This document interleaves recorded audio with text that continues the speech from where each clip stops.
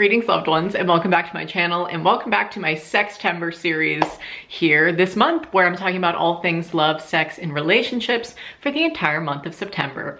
Last week, thank you guys so much for the positive feedback on this past video that I uploaded. We talked about, like, I don't know, things that generally make people uncomfortable to talk about when it comes to sexual scenarios, like things that people get embarrassed by, like queefing and liquids and period sex and all of those kinds of things. So I'm just so happy that you guys enjoyed that video and like the humorous tone of it, because that's what I was aiming for. So thank you so much for the positive feedback on that, and I hope you guys enjoyed this topic, or topics. We're talking about a lot today, so I'm gonna kind of just do a general overview of what we're going to be discussing. Oh, also I wanted to say that these videos are not getting monetized because of the subject matter. And so if you would like to go and support me on Patreon, I would really appreciate it. It will be the first link in the description. Today we're going to be talking about taking control and making first moves, saying what you want and what you want to get out of the hookup. We're going to be talking about hookup culture in general and hoe phases.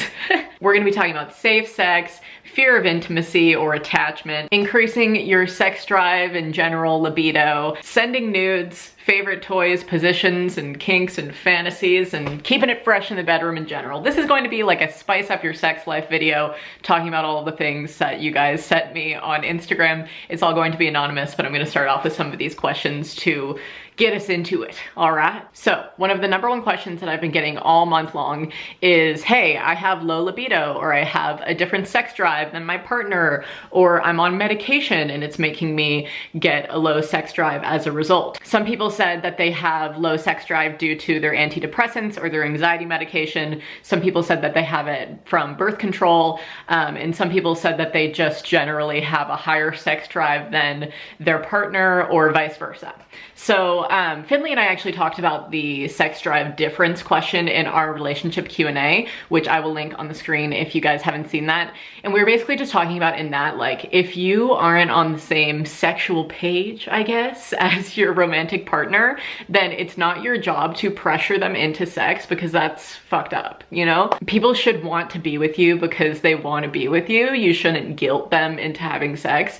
And we personally believe that, like, that person who has the lower sex drive should feel comfortable with their partner seeking other facets, whether it be through self-pleasure or through other partners, if they're not providing for them in the relationship. So that's basically what our thoughts are on that. And you know, we've been through that before, so I definitely understand that some of you get frustrated if your partners don't have the same sex drive as you, but like, that's just life, man. Some people just have different drives and they're not always as horny as you, and you can't just be like, why aren't you ready to go? Don't you love me? Like, the shame and the guilt is really a turnoff. So when it happens, and don't force anything, even if you're in a long-term relationship and in love, because that can be such a hard process. And then I also just got so many questions about, like, the I'm on medication and this is a result of that, is the low sex drive and low libido and not even wanting to be with my partner.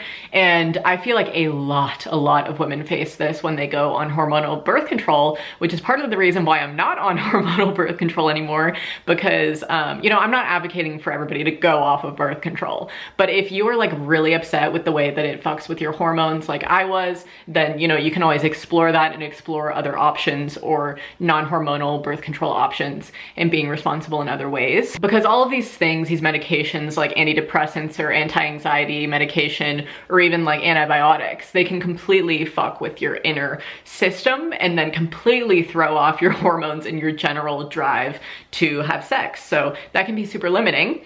And I have this friend, her name is Callie Shay, and I will put her at right here on Instagram, and she is basically just like a women's health and period and like sex counselor in a way, and she just helps people and coaches them through their problems.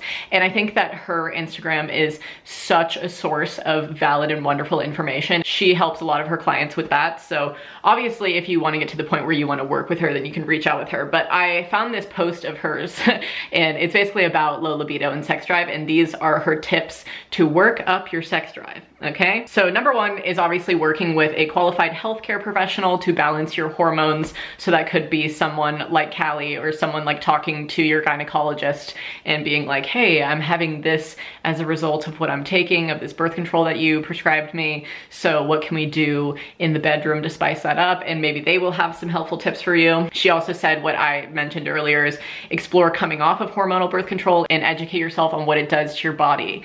And that was a choice that I made for myself after my IUD fell out, which I will link the story time to that up in the corner. And that was a non-hormonal route that I took, was to get that IUD. I'm not saying IUDs are the devil. Some people freaking love them, but it did not work for my body. It just expelled and I didn't want to get another one back in. So after that, I was like, okay, I'm taking matters into my own hands. I'm doing cycle tracking. I'm tracking my ovulation. I'm staying abstinent when I am ovulating, and I'm paying attention to my hormones and how I'm feeling. And it's been over a year of me doing that, and I am good to go, knock on wood. So anyways, her third tip is to eat more. Our bodies need proper nutrients to function well. And if you're in a caloric deficit all the time, your body is running on empty. Which is so true. Like if you're not getting enough nutrients and your body is just like, how do I function? She also suggested making sure that your sleep schedule is right, so 7 to 9 hours a night. Eliminate beauty and cleaning products with endocrine disrupting chemicals. You can use the Think Dirty app or the EWG website to determine what products are clean and safe for your body. That's something that I totally have not thought about, like what products we're using on our skin, and like it's getting seeped into our largest organ of our skin to be disrupting our health, like duh. And then she said address gut health, consider taking collagen, bone broth, and a high quality probiotic, or eating fermented foods like sauerkraut and kefir. You can also look into something called seed cycling, and obviously manage your stress with healthy levels of exercise, meditation, and yoga. So those are some healthy sex drive tips for you. I obviously totally understand that a lot of people who suffer with depression and anxiety, they have a low sex drive as a result of that, because their body is just kind of out of whack, especially if you're on antidepressants. So I feel you. I think that these tips, even if you're on medication, you can implement some of these into your regular, routine, so that you're not like having to come off of something just because you're getting a low sex drive as a result. Something that Callie said in that post was that, the low sex drive is a symptom of the problem. It's not the problem. So you need to find the root of like, what am I taking or putting in my body that's making me feel this way? So that's my suggestion for you. And then this next question is also something that I got very frequently, which is, what is a way to spice up sex in a long-term relationship other than new positions in toys, etc.? Well, obviously, trying out new positions in toys is a completely valid option for people to spice up their sex life. I don't think you should write those off. But I would also say, and I feel like I expressed this in our relationship Q&A, and Finley mentioned like the limit is in your head, Having this connection with somebody is limitless. There's so many different things that you can explore emotionally and physically with that person. So what I suggested to do is like switching up location. If you're normally just like on the bed, like go downstairs, and if you have an open living room and your roommates aren't home or your parents aren't home, whatever your living situation is, just make sure that it's safe and nice. But you can explore different parts of your house, or like do it on the floor, do it in the shower. Like environment for me personally is such a turn on trigger, and like I need to make sure that the space is clean to have a nice intimate moment, whether it be with myself or with a partner. Also, you could like go on a little, I don't know, extended getaway to like spice things up and spend some alone time with your partner, like letting in the room for reconnection. If you feel like you guys are, distancing yourselves, I think that whenever Finley and I go on road trips or we're in new locations and we're just like exposed to new experiences, we're always just like, ooh, let's like try it here, So it really just depends again on environment. I also think that, expressing and having these conversations with your partners of, hey, what turns you on? Like, what's your turn on trigger? You can do little quizzes like that online. I'll try to link one in the description if you want to identify what that is for you. Expressing those things, expressing your love languages, so that you're finding these new ways to get turned on with your partner that maybe they don't always pay attention to. Also, just having those conversations of like, hey, what's your fantasy? Do you have one? And how can I fulfill that for you? Like, do you want me to wear something? Do you want me to do something? Exploring different outfits or different personalities. I'm not necessarily into role playing, but I feel like that is a huge thing for a lot of people to like spice it up in the bedroom. Obviously toys are super fun. I got a lot of questions about like, what's your favorite toy? And I have a few toys that I like using, but my favorite one is in the same shape as the male anatomy. So it's very fulfilling, you know, it's like the real thing, just kidding. But yeah, vibrators are fun. I don't know, experiment with like handcuffs and different things like that. It really just depends on what you and your partner are both into. So having those conversations of like, hey, what turns you on and what turns me on and how can we mesh those together to have a wild and fun time. I also got a ton of questions just about like if your partner is into something that you're uneasy about or vice versa, like if your partner doesn't have the same kinks or fantasies as you, and how to kind of bridge the gap, I suppose. So obviously healthy communication can really help with these things and being open to trying new things. Obviously, if something is against your limits or your beliefs and you're like, no, I will never fucking do that, communicate that so that your partner is not like always pushing for you to do that. Because like I said before, shaming and guilting people into experiences isn't fun for anyone, you know, like we should be open and consenting adults to have these fun experiences. And I also got a lot of questions about like, how do I initiate something new into the bedroom without necessarily having this whole deep, long-winded conversation of like, hey, can I put a finger up your butt? Like, random stuff like that, you know? I wanted to say that my question in the actual footage of this video, I didn't really mesh with. I didn't really like what I said. So I'm putting this clip in instead. I really only try new things if my partner asks for them. So if he's like, hey, would you try like holding this here or doing this? Then I'm like, okay, yeah, I'm down. But like if your partner's not expressing that they want that and you haven't had the conversation with them that they do, then it's like, don't go fishing for new ways to like introduce something. You just need to ask them before you do anything, consenting questions like, hey, would it be okay if I did this? And if they give you permission, then do it. And then as you're doing it, continue to ask them consensual questions like, do you like this? Does this feel good to you? And if they say, yeah, keep doing it, then continue. But if they feel or seem uncomfortable to you, then don't do it. Does that make sense? It's really just like implementing them in your own ways that are consensual and fun for everyone and not gonna be like too out of somebody's comfort zone to where they're like, whoa, and then you have this like whole fight or something. Because I got questions about that. Like, what if we fight about having differences in our communication with our fantasies or our kinks, or like whenever I bring this one thing up that I want to do with him, he gets mad at me or whatever. And it's like, maybe that might not be the right partner for you. And I feel like sometimes people don't want to admit that. But it's like sometimes you can find people who mesh with you on a real sexual level, and sometimes people can just like usher some of those things in but are like kind of leading off on some. But you can find people who are completely all in and compatible with you completely. So it's like, just either find those people or stay with somebody who is fulfilling some of them, and you have to like do a give or take situation with some of your kinks, you know? Some of us are more out there than others, so there has to be a healthy communication. Did you just hear that belch from downstairs? Wow. Lo siento, I'm having some problems with my camera batteries today, so sorry for any angle changes that may have occurred. Okay, I got a lot more questions about toys in general, like what are the benefits of self-pleasure with toys?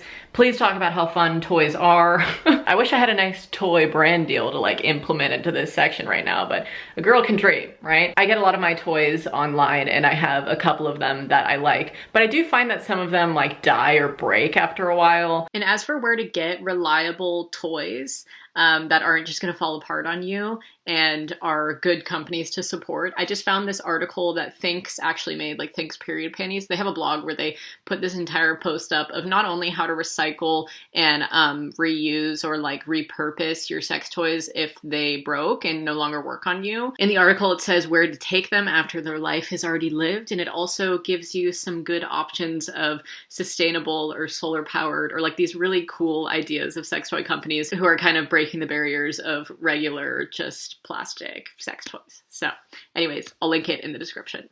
Cool. Those magic wands, ooh, yes, okay? The magic wand is magnifique. Also the one that I was mentioning earlier that's just shaped like the anatomy. So it's a nice realistic number for myself. Those are like my main two that I play with for sure. So yeah, toys are fun. Don't be intimidated by them. I got so many questions being like, my partner is super intimidated by toys. How do I introduce him into the bedroom or be like, hey, I want this, without making him feel like he's losing his masculinity to a toy or something? Which, first off, like, that should just be a conversation for you to have with him and be like, just because I want a little extra something doesn't mean I don't love what you're packing, okay? You need to like establish that. People shouldn't feel like they should be threatened by something like that. It's just like a sprinkle of seasoning on top. It's not a replacement. Does that make sense? So maybe explain it to them in that way. My partner is super great in the way of like, if I have been loving on him for a while and he realizes that like, maybe I need a little something more, he asks me like, would you like me to get a toy? Which one do you want? You know, stuff like that, which I really appreciate.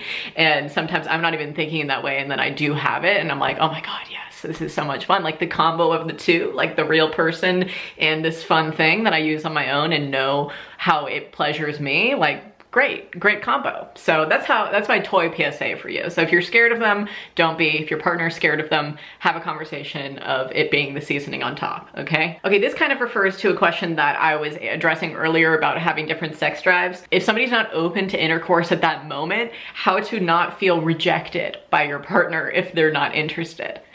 And I think that you just really need to recognize that like, it's not about you necessarily. It's not that they don't love you or think you're sexy or want to love on you. It's just that they're not into it at that time. So it doesn't mean that there's no connection there. I think that some people just, like I said earlier, have different turn on triggers that get them there. Somebody asked me like, how do you know if your partner is like into you and wants to do that? And honey, you know, like my partner gets turned on at the oddest times. Like sometimes I'll just like slip a tit out to be funny in the living room, and then I'll turn around and he's like ready to go. And I'm like, oh my God, that was a joke, but like, okay, I'll take the invitation, you know? So just doing funny stuff like that maybe. Or I don't know, like setting up a little date night for yourselves where you have a nice night off into yourselves and you guys are just, you're having some flirty conversation. You're getting in a lot of, I totally learned this from my book club book for this month, The Game of Desire by Shan Boudram, but turning your pelvic area towards them, communicating to them, using a lot of eye contact, touching them maybe in a nice, you know, mutual place like the hand or like the shoulder or like their shirt or something, but always asking for consent. If this is a new person that you're trying to like gauge the interest on, definitely ask for consent. If you're with somebody who you know like loves you and doesn't mind if you touch their friggin' shirt, like if you're in a relationship, then you know, it's whatever. Like Finley wouldn't be like, don't fucking touch me, you know?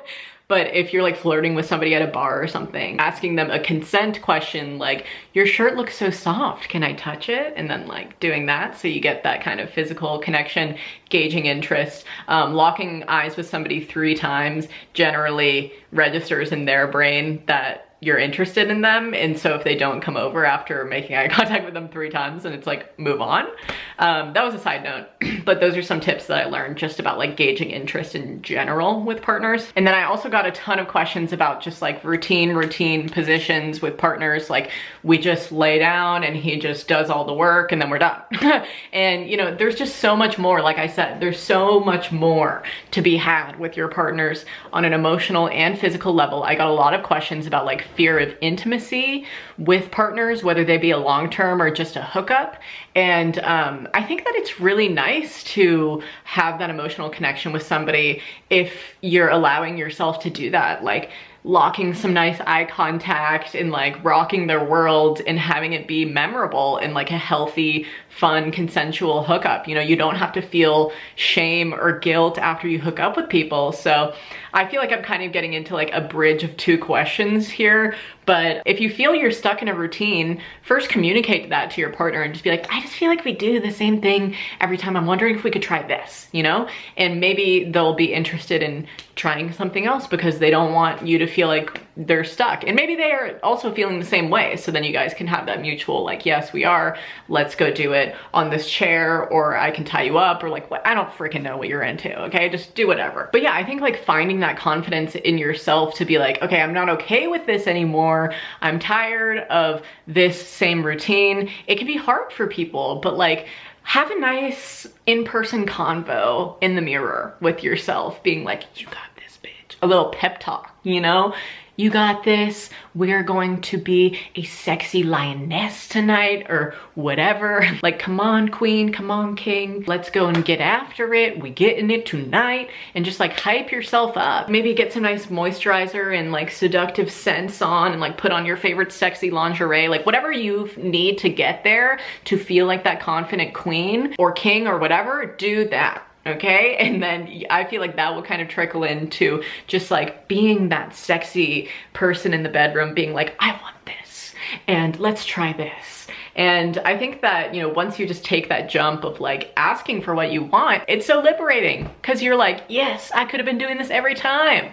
I was so in a box when it came to hookups with people in my past that I wouldn't allow myself to feel pleasure, because I was just like, I got this question a lot, like, hey, it's so male dominated in hookups. Like, I feel like I'm only there to please this guy. So what do I do to fix that? And it's like, first, it should be mutual. Mutual pleasure, healthy hookup culture is a thing. Like, you can have these like kind of more conscious, beautiful moments with people who not necessarily are looking for a relationship with you, but who are looking to please you. And it's like, those people are out there. So you can just communicate boundaries and what you're looking for, you know, romantically or emotionally. And once those things are established, so you're not like catching the feels all the time, you know, you can really just think out of the box and have these like explosive, beautiful moments. Does that make sense? Like, we just need to have healthy communication with all of our partners. Because when I look back on like this one